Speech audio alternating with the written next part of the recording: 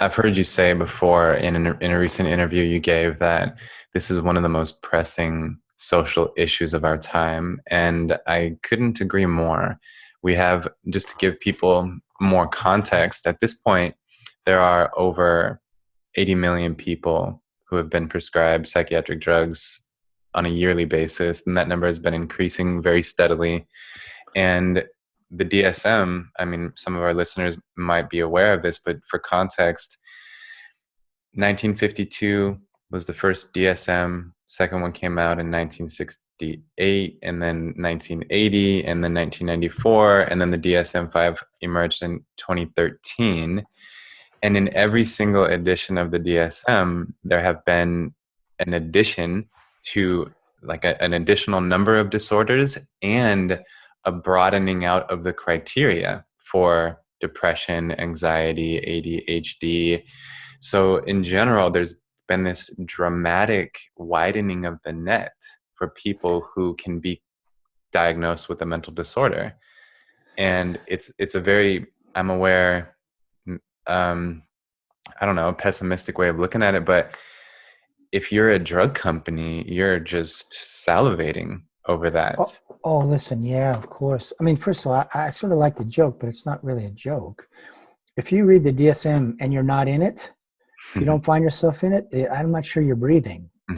And it's just a little bit of a joke, but really, it's just the all these disorders. I don't even know how many there are now, Right? Over but there's 300.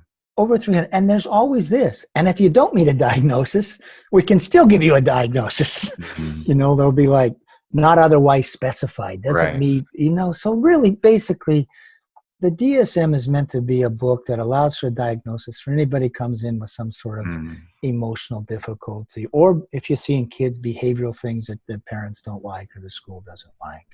So and we do have to understand this. All of this has occurred within a commercial context. Mm.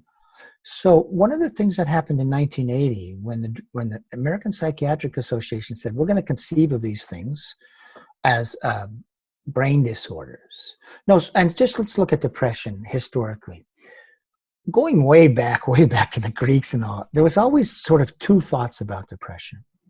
There might be a small group of people, but this prevalence of this is really quite rare, who do have some sort of biological form of depression. Mhm. Could be, and there's illnesses that can cause depression. Maybe, there's all sorts of hormonal problems, etc. Anyway, that there is a core group that might have a biological form. But so the vast majority of people who become depressed, so often they're having setbacks in living, okay? They're in poverty, they get divorced, they lose a job, and, there's so many things that can make life difficult. And we do know that there are other things, like trauma and those sort of difficulties that can have a lasting impact on us.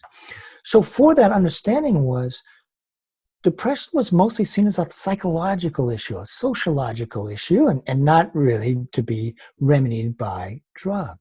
But Mhm. when they began to say all this mood, anxiety, all these uncomfortable feelings, we're going to say are diseases of the brain, do you know what the drug companies did?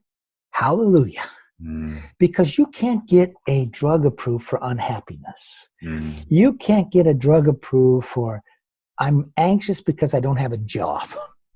But you can get a drug approval for anxiety as a medical condition or depression as a medical condition. So the DSM-3, that reconceptualization, just drug companies knew it was going to open up an extraordinary expansion of the psychiatric enterprise. And so what do you see happening after that? You see that pharmaceutical companies began throwing money at the APA, American Psychiatric Association, and also hiring academic psychiatrists to start being their advisors, consultants, speakers, because they know that in our society and in societies around the world, medical doctors, especially at academic centers, have a lot of prestige. Mm. So if they become saying, oh, this is a brain illness, or these drugs are great, and this is a real diagnosis, the public's going to believe it, where they might not believe it just for a drug company. And that's what you saw. You saw this extraordinary amount of money going to psychiatrists in the 80s. And there, by the end of the 1990s, there was hardly an academic psychiatrist who wasn't taking money from the drug companies. Mm. So when you talk about 80 million Americans taking psychiatric drugs, from a business perspective, that's a story of success. Mm. Because from the pharmaceutical perspective, they want to build a market for their drugs, and that shows they've done it very successfully. Now, I have to say, the American Psychiatric Association as a guild actually has a lot of incentive to want a bigger market too, right? It increases their influence in society, increases their domain of authority, elevates their prestige, and also makes a demand for their services because, yes, GPs can prescribe drugs, but in most states, psychologists can't. So, Right. that's what we had. We had this extraordinary expansion of the psychiatric enterprise, such that we began diagnosing everyone from kids, young kids, to elderly people, and then we get this 80 million people on psychiatric drugs, which is, on the one hand, a story of great commercial success, but it is a tragedy in terms of the burden of mental illness, in terms of how we think about ourselves, in terms of how we think about our kids.